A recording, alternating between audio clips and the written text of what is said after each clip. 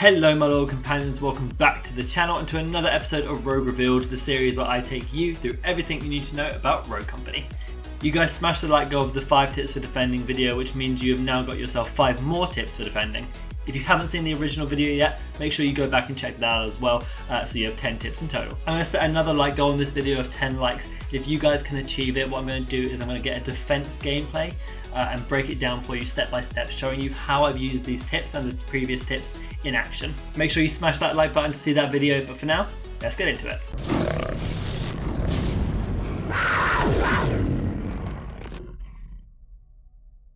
My first video focused a lot on the positioning aspect of defending and where you should go. Now, in this video, I'm going to be focusing a little bit more about how you should actually play as the round progresses through. I'm going to kick that off with tip number 1, which is to get information early. Your biggest disadvantage when defending is that you don't know where the enemy team is going to plan their attack around, and therefore getting early information is key so that you know how you should play the rest of the round. I touched on looking at flight paths in the last video, but there are some other things you can do to get this early information and make sure you know for sure where the enemies are planning themselves around.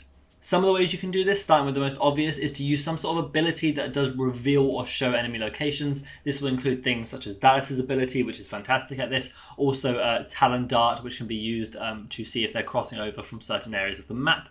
But there are some other ways that you can have a little look where enemies are safely on any different rogue.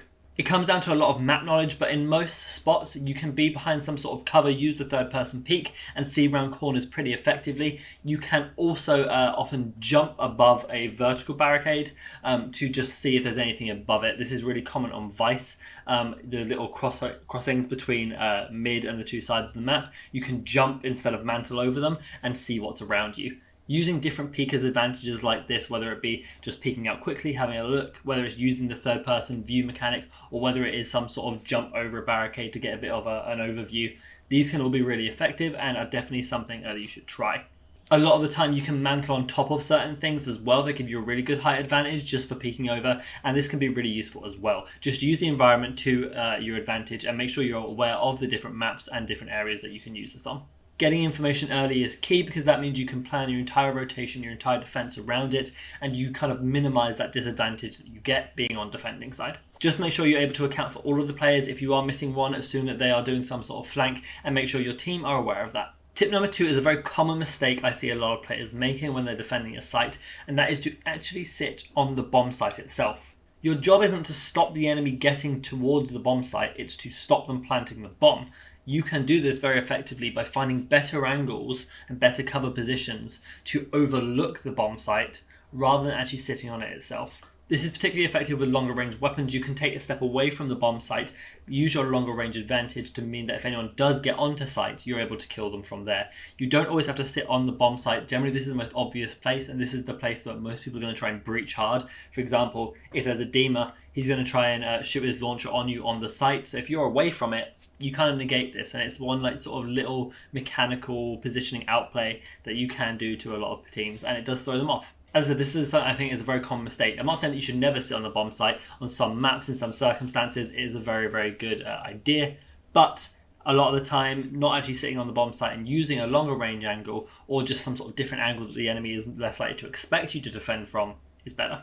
My third tip for you is to secure the bomb. So if you kill the enemy that is holding the bomb, your entire team should be rotating around to that position and defending that. At that point, there's no reason to defend the bomb site, because they can't get to the bomb site without the bomb. So you may as well go and secure the bomb's position and start defending it from there. This is really, really effective. I know I put like claymores and ballistic knives down on the actual bomb to start defending it and then holding a different angle. I know that I put trenches, barbed wire down sometimes on it if I haven't used it already, and just things like that to stop the enemy achieving their goal and getting the bomb. It also means your team can localize around one certain point and you're all next to each other should the enemy start breaching it. This is another very common mistake. When the bomb has been dropped, when you have eyes on the bomb, you should be securing that over any other objective that you might think may be worth it. Tip number 4 is to use your biggest advantage on defending, and that is your lack of time pressure. You are not the ones who have to be the aggressors. You are not the ones who have to remake the plays. You can just play for time. If you can just stop the breach, stop the push, and not let them get the bomb down, you win that way. You don't have to kill the entire enemy team. You don't have to wait and then defuse the bomb to win the game. If you just play for time and you let the time run out, that is generally your best bet. This is also genuinely most common around the end of the game. If you're in some sort of 1v1 scenario, you don't want to risk your entire team's winning or losing on a 1v1 situation where they could get the kill. If the bomb isn't down, just play for time. Don't let yourself be the reason your team loses. Play for time, try and outposition them, outmaneuver them. If you can outgun them, awesome, but use the environment to your advantage, use the time to your advantage, and don't put yourself under pressure.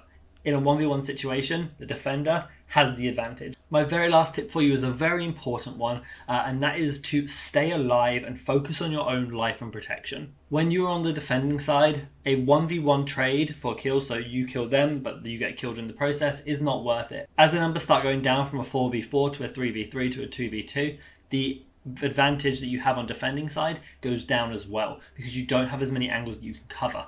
The other two members of the team, the other three members of the enemy team, can group up and start positioning differently around it, and you are not as comfortable to cover those angles.